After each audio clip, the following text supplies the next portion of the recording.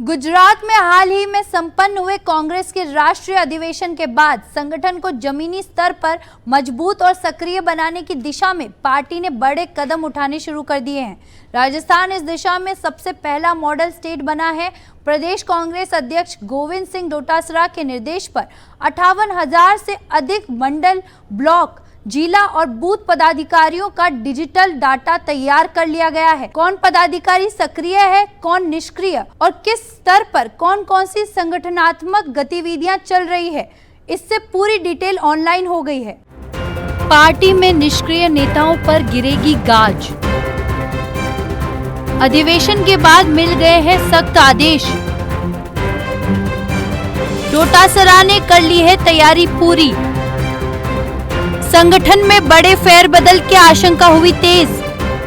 यह डाटा अब सीधे एआईसीसी और प्रदेश नेतृत्व की निगरानी में रहेगा और निष्क्रिय नेताओं की पहचान कर उनके स्थान पर नए ऊर्जावान कार्यकर्ताओं को जिम्मेदारी देने की प्रक्रिया जल्द शुरू हो सकती है। इस डिजिटल प्लेटफॉर्म की मदद से पार्टी उन नेताओं की लिस्ट तैयार कर रही है जो वर्षों से पदों पर जमे हैं लेकिन संगठनात्मक रूप से निष्क्रिय बने हुए हैं। ये वह चेहरे हैं जिन पर अब तक पार्टी के पास निगरानी की कोई सटीक व्यवस्था नहीं थी, लेकिन अब एक क्लिक में पता चल जाएगा कि किसने कितनी बैठक अटेंड की, कितने कार्यकर्ता जोड़े और संगठन के लिए जमीनी स्तर पर कितना काम किया। राजस्थान कांग्रेस का ये डिजिटलाइजेशन मॉडल अब राष्ट्रीय अधिवेशन के बाद पूरे देश में लागू किया जा सकता है। अधिवेशन में संगठन निर्माण को लेकर जिस विचार को बल दिया गया था वह अब धरातल पर है। डोटासरा ने कहा यह कदम केवल डेटा एंट्री नहीं बल्कि कांग्रेस संगठन की रीब्रांडिंग है जहां प्लेटफॉर्म ही प्रमोशन का आधार बनेगा।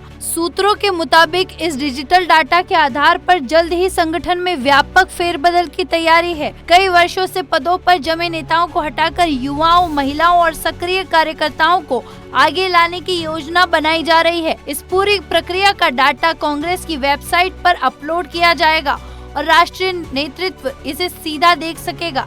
इससे यह सुनिश्चित किया जाएगा कि संगठन के किसी भी स्तर पर निष्क्रियता को बर्दाश्त नहीं किया जाएगा।